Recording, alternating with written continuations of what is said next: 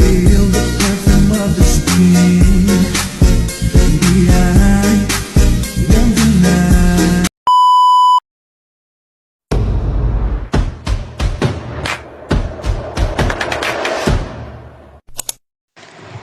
Latar belakang teori belajar awalnya muncul dari disiplin filsafat, khususnya filsafat ilmu.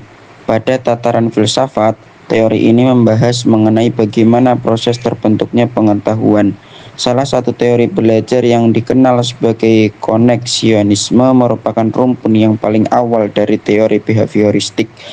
Koneksionisme menganggap bahwa proses belajar terjadi karena ada variabel penghalang pada aspek-aspek kognisi seseorang. Bab 1 pembahasan. A. Pengertian teori belajar. Teori dalam psikologi merupakan konsep atau ide yang dapat diuji melalui pengumpulan bukti.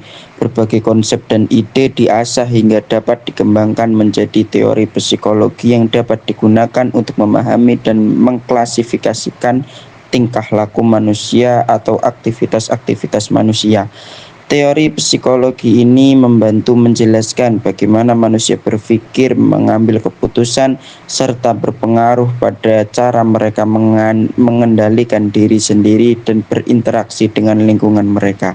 Belajar adalah proses seseorang memperoleh berbagai kecakapan, keterampilan, dan sikap.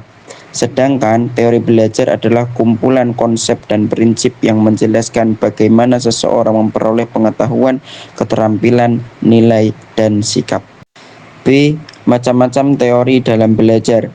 Menurut Kamus Besar Bahasa Indonesia atau KBBI, aplikasi merupakan penerapan, melaksanakan, memakai, dan mempraktikkan. Aplikasi psikologi dalam pembelajaran ini melibatkan pengenalan teori-teori pembelajaran seperti behaviorisme, kognitif, humanistik, dan konstruktivisme, serta cara mengaplikasikannya dalam lingkungan pendidikan.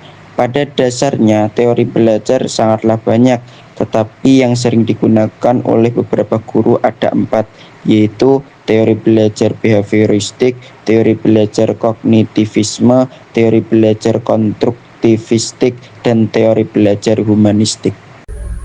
Selanjutnya, teori belajar behavioristik. Teori belajar behavioristik merupakan teori belajar yang mengedepankan perubahan perilaku peserta didik sebagai hasil proses pembelajaran. Dalam teori ini, belajar dianggap sebagai perubahan tingkah laku yang diakibatkan oleh adanya interaksi antara stimulus dan respon. Oleh sebab itu, apa saja yang diberikan guru dan apa yang dihasilkan peserta didik, semuanya harus dapat diamati dan diukur. A. Beberapa tokoh aliran teori behavioristik.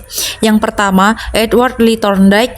Yang kedua, John Watson. Yang ketiga, Edwin Guthrie. Yang keempat, Bruce Frederick. B. Prinsip-prinsip dalam teori behavioristik.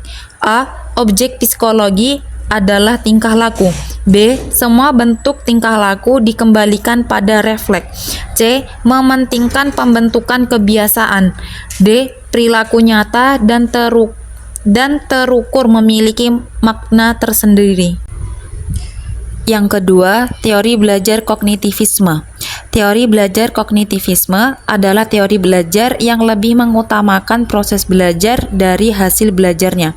Teori ini fokus pada proses berpikir, pemahaman, dan memproses informasi. Teori belajar kognitif mendukung pembelajaran yang aktif, di mana individu aktif dalam upaya untuk memahami pengalaman dan mengembangkan pemahaman.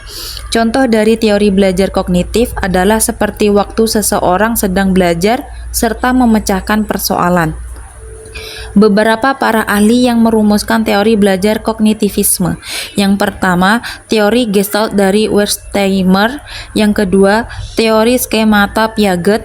Yang ketiga, teori belajar sosial Bandura. Dan yang keempat, pengolahan informasi Norman. Baik, selanjutnya teori belajar humanistik. Teori humanistik merupakan sebuah teori yang mengacu pada hak manusia untuk mengenal dirinya sendiri sebagai bagian dari proses belajar. Menurut teori humanistik, belajar adalah salah satu bentuk perilaku yang amat penting bagi kelangsungan hidup manusia. Belajar membantu manusia menyesuaikan diri dengan lingkungannya. Dengan adanya proses belajar inilah manusia bertahan hidup. Dalam teori ini, setiap orang harus memperlakukan sesama manusia dengan baik tanpa melihat ras, suku, agama, maupun yang lainnya. Memanusiakan manusia dapat tercermin lewat sikap dan perilaku sehari-hari. Misalnya, kita harus berteman dengan siapa saja. Teori ini digunakan untuk mengembangkan kepribadian hati nurani, perubahan sikap, dan analisis individu. Beberapa para ahli dalam teori humanistik yaitu Abraham Maslow dan Carl Rogers. Teori belajar humanistik memiliki beberapa ciri utama seperti A. Membentuk kepribadian, perubahan sikap, dan hati nurani ke arah yang lebih baik. B. Menumbuhkan minat dalam diri seseorang untuk terus belajar. C. Menumbuhkan kreativitas pada diri seseorang. D. Mampu mengubah sikap dan pola pikir. E. Membuat seseorang memiliki pengalaman yang berarti. Selanjutnya yang keempat, teori belajar konstruktivistik. Teori belajar konstruktivistik merupakan salah satu teori pembelajaran yang menganggap bahwa pembelajaran adalah proses menciptakan suatu makna atas apa yang telah dipelajari. Teori konstruktivistik dalam pembelajaran mengajarkan bahwa pembelajaran lebih efektif dan bermakna ketika siswa mampu berinteraksi dengan masalah atau konsep. Teori ini memberikan keluasan berpikir kepada siswa dan siswa dituntun bagaimana mempraktikkan teori yang sudah diketahuinya dalam kehidupan sehari-hari. Beberapa tokoh dalam teori belajar konstruktivistik yaitu Johann Dewey, Jean Piaget, dan Jerome Bruner. Dapat disimpulkan dari pembahasan di atas yaitu teori belajar adalah pengolahan informasi yang mementingkan perubahan perilaku peserta didik. Teori belajar membantu guru untuk memahami bagaimana siswa belajar, membantu proses belajar lebih efektif, efisien, dan produktif.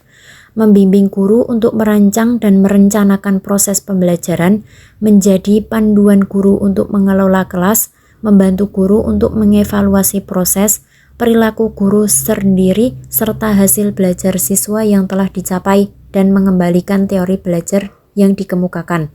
Tanpa belajar, tidak akan ada teori belajar. Berhasil atau gagalnya tujuan pendidikan itu sangat tergantung pada proses belajar yang dialami oleh pembelajaran.